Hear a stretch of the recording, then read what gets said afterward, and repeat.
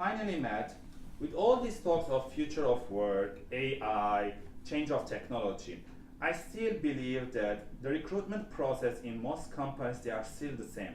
We post a job, resume, cover letters, screening, using ATS system, interviews, phone, face-to-face, sometimes group interviews.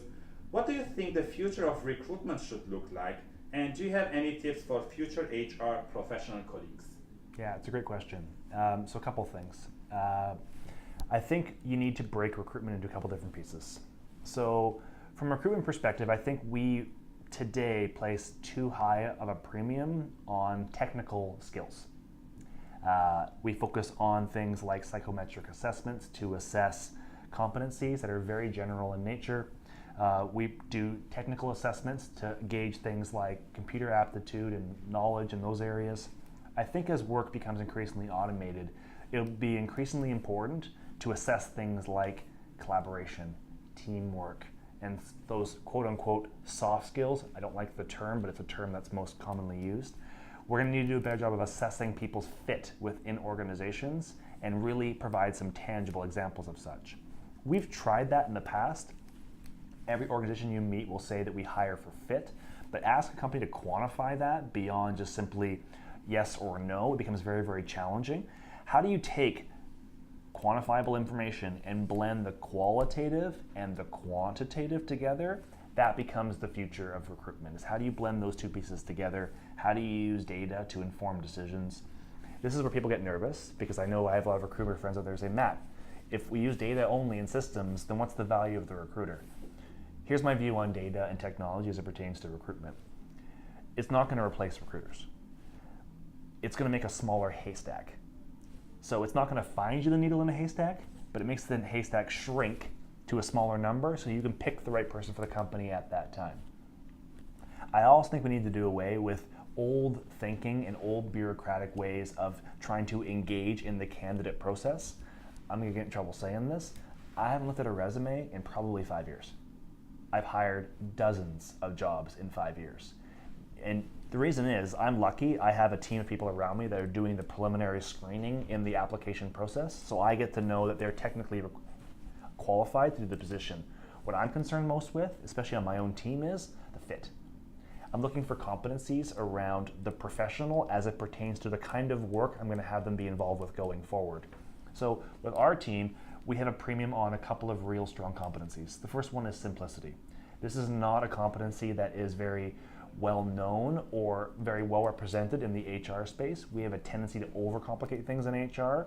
So simplicity for me is really, really key. How do you give me that most viable product, to use a term from technology? How do you give me that most viable product, that 80% of your best, but give it to me fast? The world is changing so quickly, especially in retail. I don't have time to wait for the perfect solution. Give me your best option in 80%, and let's work with our stakeholders to get it to 100% through iteration and ongoing improvements through the continuous improvement process. The second one for us that's important is diversity. So we believe in having a really diverse team that not only includes the traditional measures around gender and race and other types of metrics, we really value diversity of thinking. So I'm a big believer in finding and surrounding myself with people that don't think like me, that have different perspectives. And from whatever walk of life that they come from, I value that perspective because no one person has the market cornered on good ideas. That includes myself. So by having as many different voices around the table as possible, adding their perspective, I think it allows us to A, define the problem more clearly, and then most importantly, B, solution for it in a way that represents all stakeholders in the conversation. And the third piece that for me is critical is transparency. We're in an age now where people have an expectation of information. 20 years ago, information was a privilege. Today, it's an expectation. Ask any millennial. They will not tolerate if you say you can't have the information. The moment you show them a lack of trust, they opt out of the process. So you asked earlier about how do you build that relationship. It has to be two-way. This paternalistic employment culture of I'm the corporation and I can tell you what you need to know when you need to know it. Come to me when I want to speak to you, otherwise stay silent and don't get in my way. That's done. And if it's not done today in companies, it'll be done very, very quickly. Companies and organizations simply won't tolerate it. So transparency for us is really, really key. Also, by the way, really tough in HR because a lot of things that we look at are very confidential, privacy implications. So we define clearly where our no-goes are. We're not going to share colleague information. We're not going to share the outcome of investigations broadly. But where we do have wiggle room, we want to share the information broadly. HR scorecards, policies, communication, where we're going, our corporate values, and how people tie into it.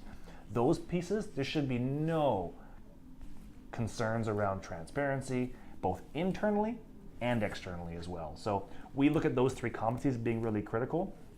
And that ties back to the original question, which is how does it evolve in the future? A higher premium goes on things like leadership and team-driven competencies. I'm not concerned about, can you quote for me the Employment Standards Act in British Columbia? You can Google that. What I'm concerned about is, can you work with a stakeholder and influence a change when you don't have authority? Welcome to Human Resources. Thank you, Matt, for sharing with me your knowledge and tips. So if you like any of the videos, please like and share, and follow me on my social media. Till next time, have a great day. Bye.